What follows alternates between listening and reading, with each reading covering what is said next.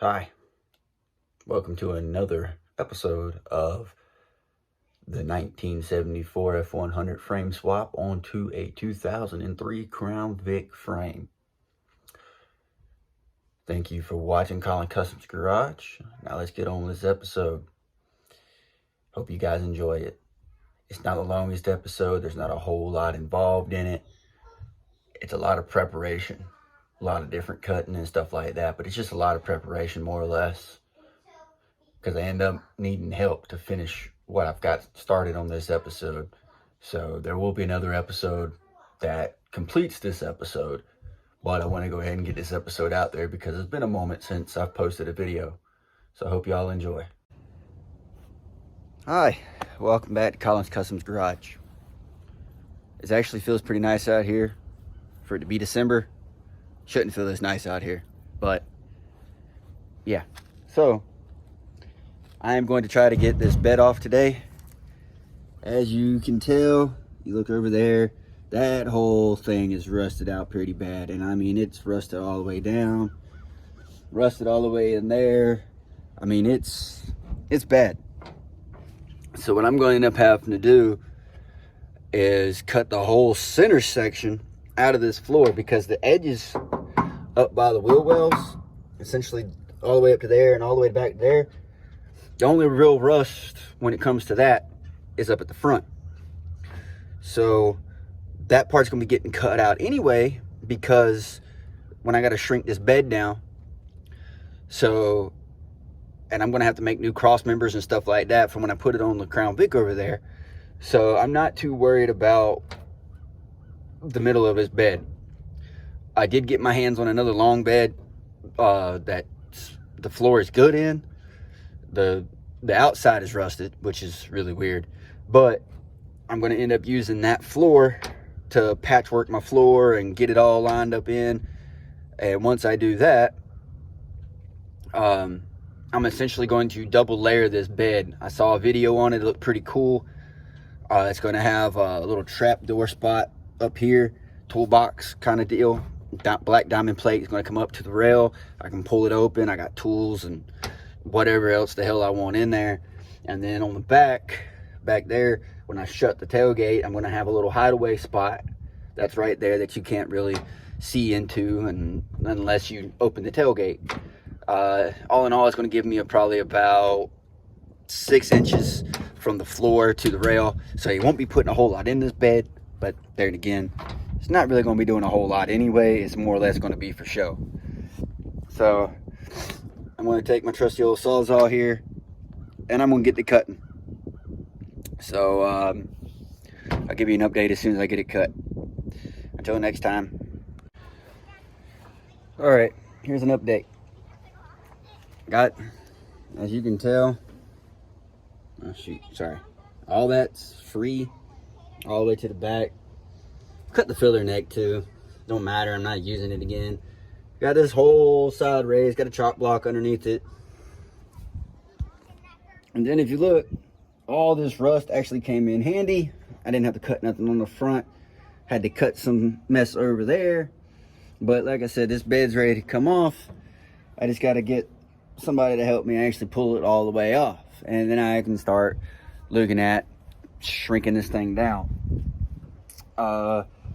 What I'm hoping for is the back of the cab has some good metal in it and is not rusted out completely, not in horrible shape, because I'm going to hopefully be able to make the template that I need for the back of that out of, oops, sorry, technical difficulties there, sorry guys, but out of the cab here, out of the back of it, for what I need over there. I don't know if it's going to be any good.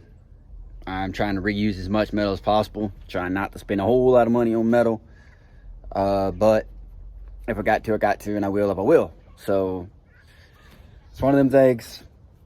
I'm working on it, trying to get it done. Lost a little bit of motivation just because I'm kind of stuck in a creative cycle at the moment, and I can't really figure out exactly how I want to do the back of that cap. So it's not going to deter me. I'm going to keep working on the things I can work on, and get on from there. But I'm going to keep working at it, and like I said, hopefully this road leads to Rome and get this done like I need to get it done. So I'll give you an update as soon as I can. Thank y'all. Hi, welcome back. I'm working on the patch panel for this, and I've started piecing it together. I've got this piece that been cutting. As you can tell, it's going to fit up in here. That piece is going to go down, and this is going to get cut again, and I'm start curving it to where it'll meet. I think this piece here will fold over, so I just gotta do a little bit more and get it working. Sorry about the angle, folks, but getting there, trying to make this patch panel so I can cut it out and get my dad's welder, and we can go from there and hopefully get this thing patched on up. So I'll give y'all an update as soon as I can. Y'all come back. All right, welcome back. All right, right here, I had to trim a lot out. And when all you have is a Sawzall and you keep breaking blades, it makes it a pain. But I succeeded. My redneck can-do spirit kept me going. So I got it made, and I'm putting it back in place so y'all can see it. I got it made, the whole template. What I'm going to do is actually bend the metal to go underneath this ear of the cab. Sorry about the camera, folks. I'm trying to do this with one hand here, so this will go into place so y'all can see it. That's my goal anyway. All right, it's not exactly in place, but it's close enough that y'all can see it. See? It's in place. It's a little bit lower than the actual ridge right in here when it's actually all the way up like it's supposed to be. I went all the way up where I had done some cuts up here, so I can actually go over and fill in those little cuts with some welds with either that. I think I'm gonna be using a TIG welder to do this, or a MIG welder. Haven't made my mind up yet. But this side template is done. Now I got to cut it out of the middle over there. I got to find the right gauge over there and get it cut out. And bending it is going to be a pain. I already know that. So I'm probably going to have to use a torch, heat it up, bend it. Then once it's bent, heat it up again and like rapid cool it. Maybe. I don't know yet. Just depends on if it keeps its integrity or whatever. So that's the only thing I'm worried about with that.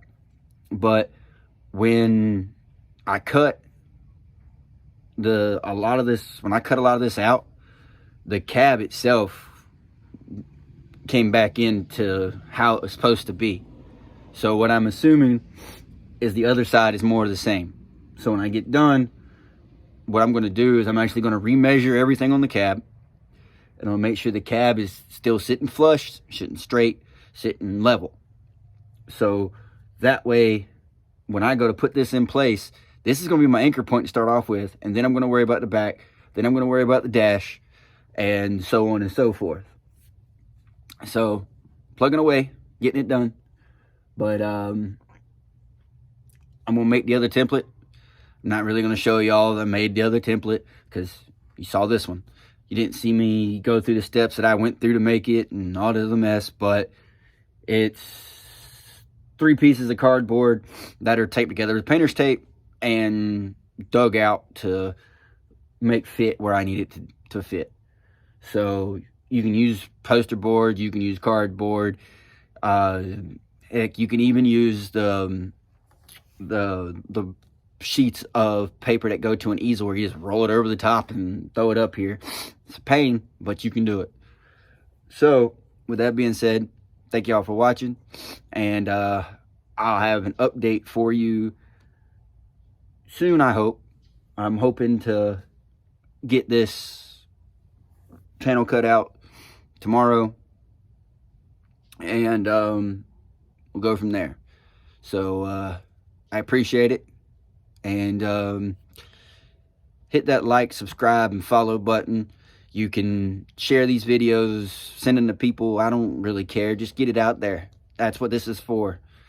And y'all have a very wonderful night. It's getting cold here in North Carolina. I'm actually kind of cold right now, so I need to go in the house. But once again, thank y'all for watching Collins Customs Garage, and y'all be good.